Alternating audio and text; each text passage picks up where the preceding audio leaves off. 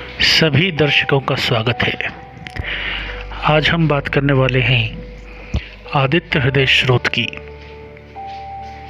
यह एक ऐसा स्रोत है जो भगवान सूर्य देव की प्रार्थना है, जो राम और रावण के साथ महायुद्ध से पहले सुनाई गई थी। इस प्रार्थना को महर्षि ऋषि अगस्त्य द्वारा सुनाया गया था।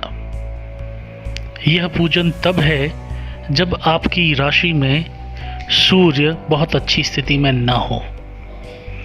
इस परिस्थिति में आपको अच्छे परिणाम दिलाने के लिए नियमित रूप से पाठ, व्रत और हवन आदि करने होंगे।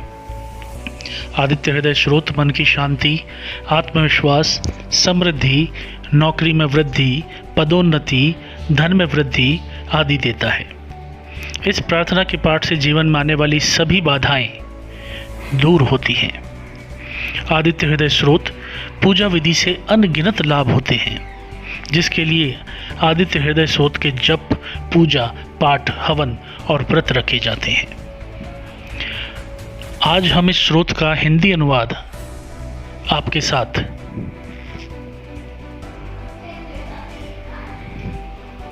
विस्तृत रूप से बताएंगे। यह रविवार को उषा काल में पाठ के रूप में किया जाता है। नित्य सूर्योदय के समय इसका पाठ किया जा सकता है। स्नान आदि के बाद सूर्य को अर्घ्य देने के बाद इस स्रोत का पाठ करना श्रेष्ठ माना गया है। पाठ के पश्चात सूर्य देव का ध्यान करें। जो लोग आदित्य हृदय स्रोत का पाठ करते हों वो लोग रविवार को किसी भी प्रकार का मदिरा, मांसाहार या तेल का प्रयोग न करें और यदि संभव हो तो सूर्यास्त के बाद नमक का सेवन भी ना करें। तो आइए सुनते हैं इस आदित्य हृदय स्रोत की विवेचना को, किस प्रकार इसके अर्थ हैं और यह किस प्रकार आपको लाभ दे सकता है। आदित्य हृदय स्रोत का हिंदी अनुवाद हम आपके सामने प्रस्तुत करेंगे, क्योंकि संस्कृत में यह बहुत जगह आपको मिल जाएगा, लेकिन इसका अर्थ क्या है यह जानना बहुत महत्वपूर्ण है। तो हमारे इस पूरे चैनल में और सीरीज़ में आपको इस प्रकार के हिंदी अनुवाद बहुत ही सरल भाषा में मिलेंगे। उधर श्री रामचंद्र जी युद्ध से थककर चिंता करते हुए रणभूमि में खड़े थे। इतने में रावण भी युद्ध के लिए उनके सामने उपस्थित हो गया।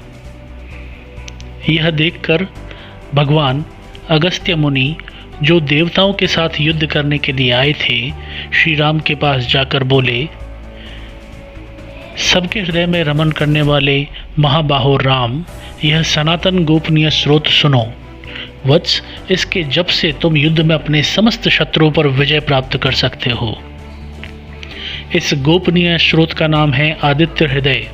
यह परम पवित्र और संपूर्ण शत्रुओं का नाश करने वाला है। इसके जप से सदा विजय की प्राप्ति होती है। यह नित्य, अक्षय और परम कल्याणम स्रोत है। संपूर्ण मंगलों का मंगल है। इससे सब पापों का नाश हो जाता है। यह चिंता और शोक को मिटाने वाला, आयु बढ़ाने वाला और उत्तम साधन प्राप्त करवाने वाला है। भगवान सूर्य अपनी अनंत किरणों से सुशोभित हैं। ये नित्य उदय होने वाले देवता और असुओं से नमस्कृत विवस्वान नाम से प्रसिद्ध प्रभा का विस्तार करने वाले और संसार के स्वामी हैं। तुम इनका रश्मि मनते नमः, समुद्यन्ते नमः, देवासुर नमस्कृते नमः, विवस्तस्वे नमः, भास्कराय नमः, भुवनेश्वराय नमः, इन मंत्रों के द्वारा पूजन करो। संपूर्ण देवता इन्हीं के रूप हैं। ये तेज की राशि तथा अपने किरणों से जगत को सत्ता और स्फूर्ति प्रदान करने वाले हैं। ये अपनी रश्मियों का प्रकाश देकर देवता असुरों सहित समस्त लोगों का पालन करने वाले हैं। भगवान सूर्य ब्रह्मा, विष्णु, शिव, स्कंद, प्रजापति, महेंद्र, कुबेर, काल, यम, सोम एवं वरुण आदि में भी प्रचलित हैं। यही ब्रह्मा, विष्णु, शिव, स्कंद, प्रजापति, कुबेर, काल, यम, चंद्रमा, वरुण, पितर, वसु, साध्य, अश्विनी कुमार, मरुदगण, मनु, वायु, अग्नि, प्रजा, प्राण, ऋतुओं को प्रकट करने वाले तथा प्रकाश के पुंज हैं।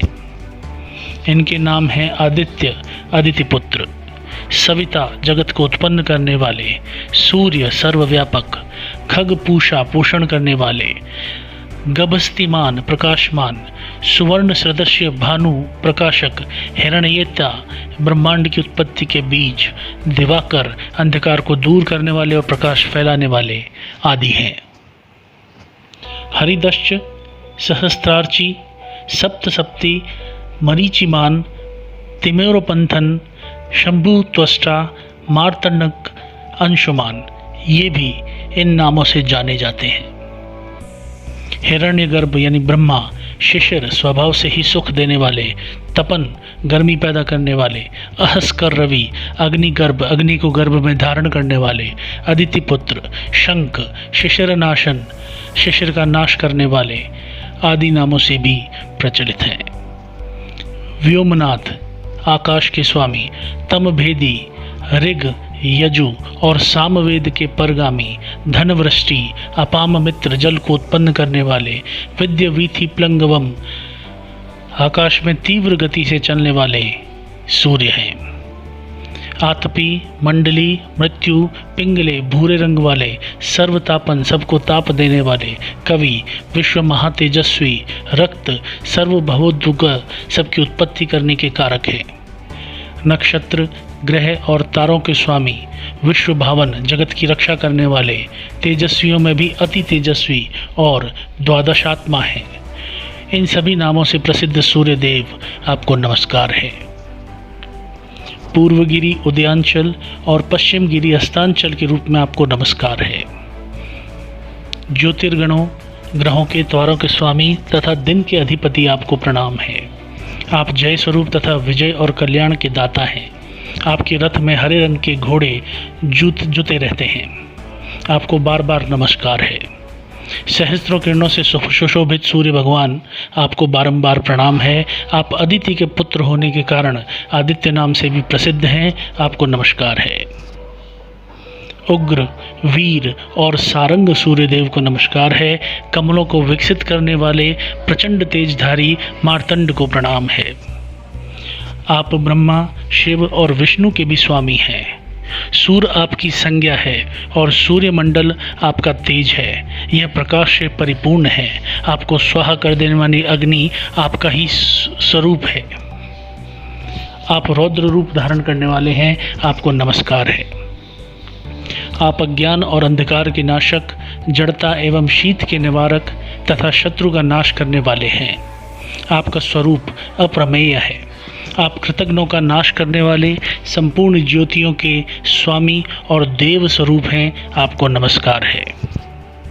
आपकी प्रभा तपाए हुए सुवर्ण के समान है। आप हरि और विश्वकर्मा हैं। तम के नाशक हैं, प्रकाश स्वरूप हैं, जगत के साक्षी हैं। आपको नमस्कार है। रघुनंदन, ये भगवान सूर्य ही संपूर्ण भूतों का संहार, सृष्टि और पालन करते हैं।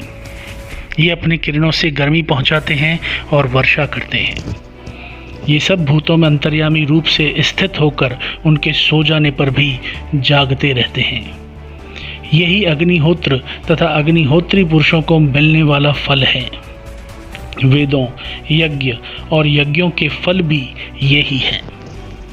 संपूर्ण लोकों में जितनी क्रियाएं होती हैं उन सब का फल देने में ही पूर्ण समर्थ है। राघव, विपत्ति में, कष्ट में, दुर्गम मार्ग में तथा किसी और भय के कारण जो पुरुष सूर्य देव का कीर्तन करता है उसे दुख नहीं भोगना पड़ता।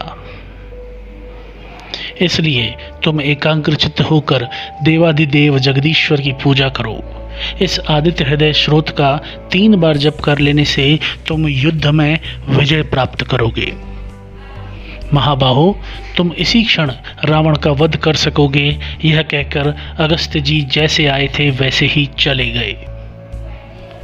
उनका उपदेश सुनकर महातेजस्वी श्री रामचंद्र जी का शोक दूर हो गया।